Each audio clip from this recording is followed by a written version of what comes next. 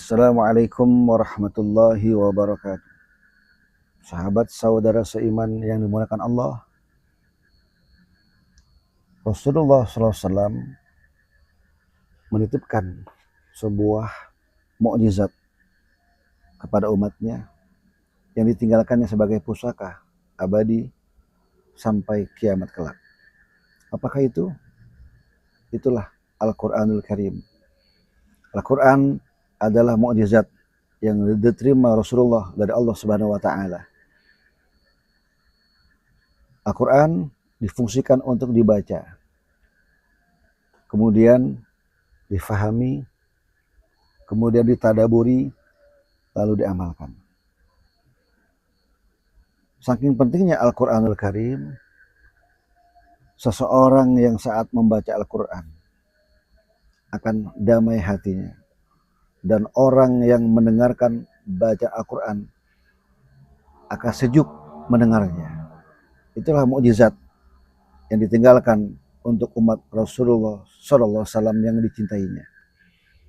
Maka ada sebuah hadis yang Rasul sabdakan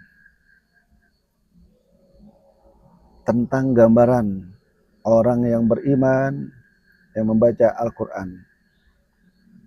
Orang yang beriman yang tidak membaca Al-Quran. Kemudian orang munafik yang membaca Al-Quran.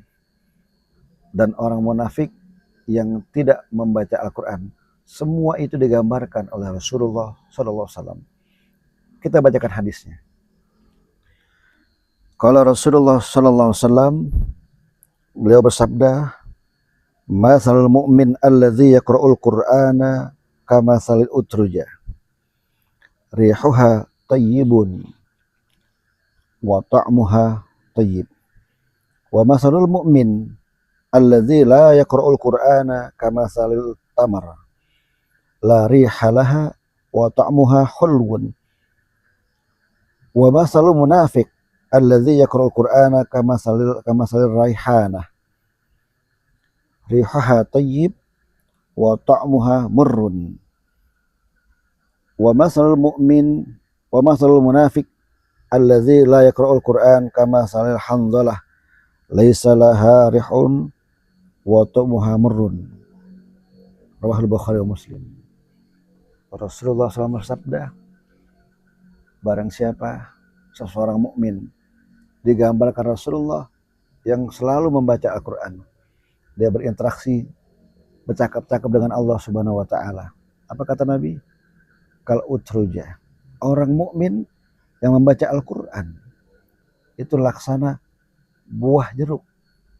Sudahlah wangi, harum, dan manis pula rasanya. Tapi sebaliknya, seorang mukmin tetapi tidak pernah membaca Al-Quranul Karim, kata Nabi, katamrah, bagaikan korma. Kita tahu buah korma tidak wangi, tapi rasanya manis. Itulah gambaran, kata Nabi, orang mukmin yang hidupnya tidak pernah membaca Al-Quran. Padahal ia mampu membacanya dan bisa, tetapi enggan untuk membaca firman Allah sebagai pedoman hidupnya. Itulah orang mukmin. Nabi gambarkan laksana buah kurma. Baunya tidak harum, tetapi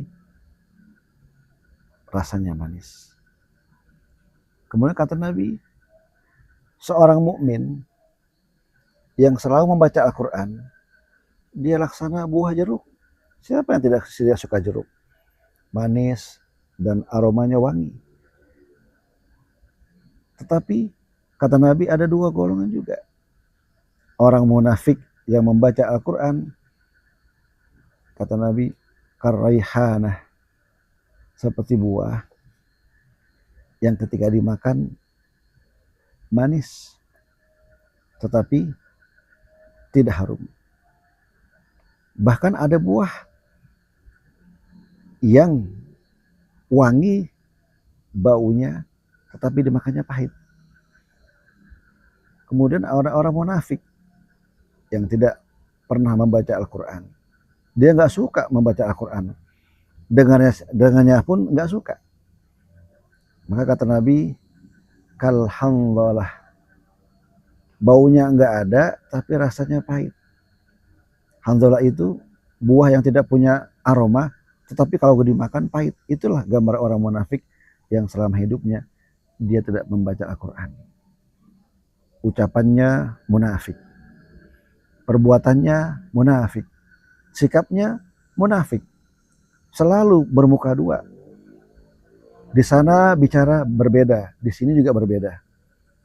Itulah gambar orang munafik yang tidak membaca Al-Quran. Sudahlah tidak ada aromanya, Pak, kalau dimakannya maka pahit. Semoga ini menjadi motivasi dan inspirasi kita. Maka selagi kita mendapatkan status orang mukmin, rajin-rajinlah membaca Al-Quran. Semoga bermanfaat. Assalamualaikum warahmatullahi wabarakatuh.